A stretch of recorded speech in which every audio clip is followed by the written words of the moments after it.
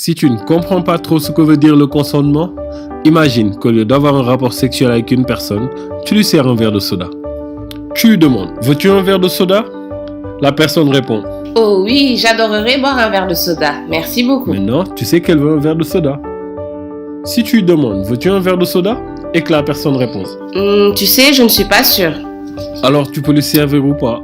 Mais tu dois savoir qu'il est possible que la personne ne boive pas ce verre de soda. Si la personne ne boit pas le verre de soda, et c'est là la partie importante de l'histoire, ne l'oblige pas à boire.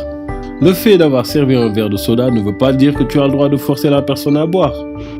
Si la personne répond, Non, merci. quand tu lui proposes un verre de soda, ne lui sers pas un verre de soda, c'est pas la peine. Ne l'oblige pas à boire du soda et ne te fâche pas parce qu'elle veut pas de soda. La personne n'a pas envie de soda et c'est pas grave. Il est aussi possible que la personne réponde. Oui, s'il te plaît, c'est gentil de ta part. Et puis quand le soda est servi, elle en veut plus. C'est ennuyeux, c'est sûr, parce que tu as pris la peine d'aller lui chercher un soda. Mais bon, rien n'oblige la personne à boire.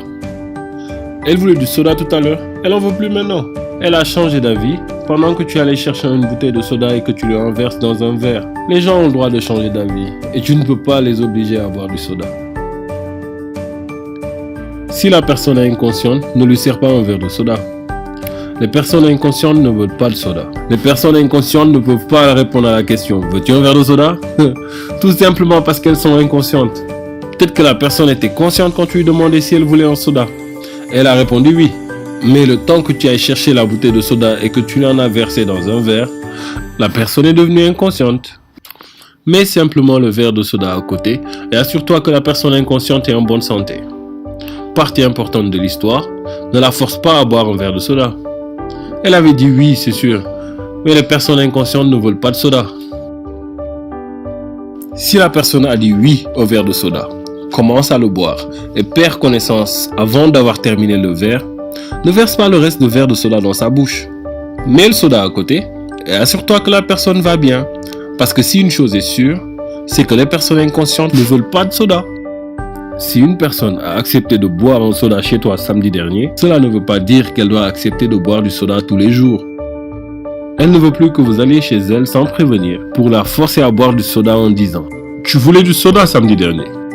Elle ne veut pas non plus se réveiller et te trouver à côté en train de lui verser du soda dans la bouche en disant « Mais hier soir tu voulais du soda ».